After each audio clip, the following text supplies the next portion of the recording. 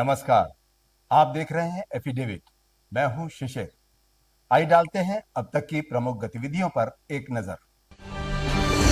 केंद्र सरकार की अमृत सरोवर योजना के तहत जल संरक्षण के साथ ग्रामीण क्षेत्रों में कृषि, मत्स्य पालन और अन्य आर्थिक गतिविधियों को देना है बढ़ावा, लेकिन कई ग्रामीण क्षेत्रों में प्रतीत हो रही है उदासीनता।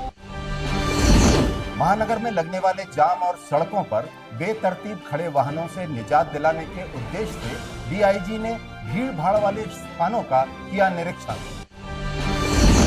चिलचिलाती धूप और उमस भरी गर्मी से बीते शुक्रवार को हुई बारिश ने कुछ राहत तो जरूर दी, लेकिन एक बार फिर से सूरज की तीखी किरणों ने शरीर को झुलसाने वाली गर्मी का कराया एहसास। सड़कों पर आवाजाही दिखी कम। भाजपा महानगर अध्यक्ष देवेश श्रीवास्तव के आकस्मिक निधन पर बेनीगंज भाजपा कार्यालय पर कार्यकर्ताओं और पदाधिकारियों ने उनके चित्र पर पुष्प अर्पित कर दी भावभीनी श्रद्धांजलि। और अब गतिविधियां विस्तार से। केंद्र सरकार की महत्वाकांक्षी अमृत सरोवर योजना का उद्देश्य है जल संरक्षण के साथ ग्रामीण क्षेत्रों में कृषि, मत्स्य पालन और अन्य आर्थिक गतिविधियों को बढ़ावा दें। गोरखपुर के ग्रामीण क्षेत्रों में इस योजना में लापरवाही और उदासीनता प्रतीत हो रही है। भटहट ब्लॉक के ग्राम तरकुलही में लगभग 2 लाख रुपए से अधिक की लागत से गांव के पोखरे का सौंदर्यीकरण और अन्य जरूरी संसाधनों का कार्य कराने का दावा किया गया था, लेकिन जमीनी हकीकत कुछ और ही बयां कर रही है। एफिडेविट संवाददाता निखिलेश ने स्थानीय ग्रामीणों और अमृत सरोवर योजना के तहत कराए गए कार्य का जायजा लिया। प्रस्तुत है रिपोर्ट। सरकार की मंशा थी कि गांवों में शुद्ध पेयजल और सिंचाई और अन्य चीजों की व्यवस्था सुनिश्चित की जा सके, इसके लिए इन सबों का निर्माण कराया गया था, लेकिन निर्माण के नाम पर केवल और केवल कागजीबाजी हुई है और यही कारण है कि यह अपनी बदहाली पर आंसू बहा रहा है। स्थिति यह बा कि एमे के पानी कहीं विकास नहीं होता। बरसात के पानी भइल, पड़ोहे के पानी भइल, एमे जमाता पट्टा होला, मछरी पड़ला, गांव भरे में ले आके कीचड़ कबाड़ फेंकाता, बरसाता महकाता। का कल ये शिकायत कहीं सुने वाला बाकी हूँ, जाइए गुजरिए इस रास्ते से, देखिए क्या तमाशा हो रही है। कौन लाभ बा, कबाड़ यह लाभ बा, सब गाँव भर के लिए फेंकाता हुआ लाभ पावता। क्या हुआ क्या नहीं हुआ, आधा बना है और आधा नहीं बना, और आप देख लीजिए, खुद आंख से नजारा देख लीजिए कैसा हालत है। एफिडेविट के लिए गोरखपुर से निखिलेश प्रताप सिंह। महानगर में लग रहे जाम और सड़कों पर बेतरतीब खड़े वाहनों से निजात दिलाने के उद्देश्य से डीआईजी एस चन्नप्पा ने भीड़ भाड़ वाले स्थानों का पैदल निरीक्षण किया। निरीक्षण के दौरान उन्होंने स्थानीय व्यापारियों से वार्ता कर यातायात व्यवस्था को सुचारू रूप से संचालित किए जाने में सहयोग की अपील की। क्षेत्राधिकारी कैंट योगेंद्र सिंह ने इस बाबत बताया कि गोलघर और अन्य भीड़ भाड़ वाले स्थानों पर अभियान चलाकर लोगों को राहत दी जाएगी। ये गोलघर क्षेत्र में चूंकि सबसे पुरानी मार्केट है और यहाँ पर शाम के समय व्यस्तता ज़्यादा रहती है, उसी को लेकर एक वहाँ पर निरीक्षण किया गया था। और चूंकि वहाँ मल्टी लेवल पार्किंग है, उसको कैसे ज़्यादा से ज़्यादा यूज में लाया जाए, इसको लेकर वहाँ पर एक कार्य योजना बनाई गई है। जो व्यापारी थे उनके द्वारा भी इसमें पूरा सहयोग किया गया है।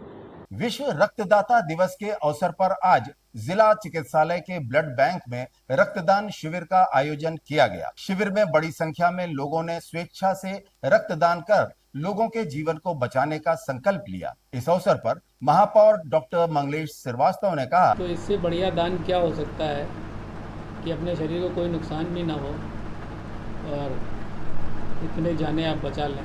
चिलचिलाती धूप और उमस भरी गर्मी से बीते शुक्रवार को हुई बारिश ने कुछ राहत तो जरूर दी थी, लेकिन आज एक बार फिर से सूरज की तीखी किरणों ने शरीर को झुलसाने वाली गर्मी का एहसास कराया। उमस से लोगों का हाल बेहाल दिखा। सड़कों पर लोग कम संख्या में दिखे, जो दिखे वे पूरी सतर्कता के साथ दिखे। एफिडेविट संवाददाता ने जब राहगीरों से बातचीत की तो उन्होंने गर्मी की बाबत बताया। 42 डिग्री सेल्सियस तापमान की वजह से एकदम हाल बेहाल है। मैं भी खुद स्वयं गाड़ी चला करके भी आ रहा हूँ, तर पसीना एकदम चू रहा है। कॉलेज से आ रहे हैं, बहुत गर्मी है। कल बारिश थी आज, लेकिन मौसम फिर चेंज हो गया, बहुत गर्मी। हालांकि मौसम विभाग से प्राप्त जानकारी के अनुसार आज से फिर मौसम के करवट लेने के आसार हैं। पिछले दिनों भाजपा महानगर अध्यक्ष देवेश श्रीवास्तव के आकस्मिक निधन पर आज बेनीगंज स्थित भाजपा महानगर कार्यालय पर एक शोक सभा का आयोजन किया गया, जिसमें भाजपा कार्यकर्ताओं और पदाधिकारियों ने उनके चित्र पर पुष्प अर्पित कर उन्हें भावभीनी श्रद्धांजलि दी। बेलघाट थाने की पुलिस ने दुष्कर्म का अपराध कारित करने के आरोप में एक अभियुक्त को मुठभेड़ में गिरफ्तार कर लिया। पुलिस ने आरोपी के पास से एक अवैध तमंचा और कारतूस बरामद किया है। पुलिस अधीक्षक अपराध सुधीर कुमार जायसवाल ने बताया कि मुठभेड़ में आरोपी के पैर में गोली लगी, जिसका इलाज चल रहा है। में वांछित अभियुक्त शफीक खान उर्फ गोलू की पुलिस तलाश कर रही थी। सूचना मिलने पर कल रात को थाना बेलघाट और उनकी टीम सुपई से गौरगंज बंधी की ओर अभियुक्त को पकड़ने के लिए गई। तो अभियुक्त द्वारा गिरफ्तारी से बचने के लिए पुलिस पार्टी पर फायर किया गया। पुलिस द्वारा आत्मरक्षा में की गई फायरिंग में उसके पैर में गोली लगी और घायल है। उसको मेडिकल कॉलेज में एडमिट कराया गया है। शहर में 3 प्रतिष्ठित उद्यमियों द्वारा 2015-16 में पाम पैराडाइज परियोजना प्रारंभ की गई थी, जिसके तहत लगभग 350 आवंटियों को फ्लैट आवंटित किए गए, लेकिन इन फ्लैटों की रजिस्ट्री नहीं की गई, जिसको लेकर आवंटी लगातार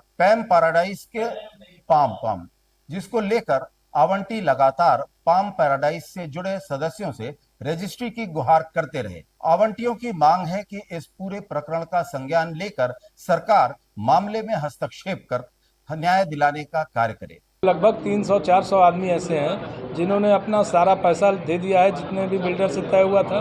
उसके बाद भी बिल्डर इन लोगों को न पोजीशन दे रहा है, कुछ लोगों को पोजीशन मिला है लेकिन रजिस्ट्री नहीं कर रहे हैं, रजिस्ट्री के लिए आनाकानी कर रहे हैं। मुख्य चिकित्सा अधिकारी डॉक्टर राजेश झा ने पिपरौली ब्लॉक के सिवई गांव में आज स्वास्थ्य और सुपोषण का संदेश दिया। उन्होंने इस अवसर पर गर्भवती महिलाओं को पोषण पोटली देकर उन्हें खान पान पर ध्यान देने की सलाह दी। अभी तक कितने % बच्चों का लोगों का बन गया आवास आपके यहाँ?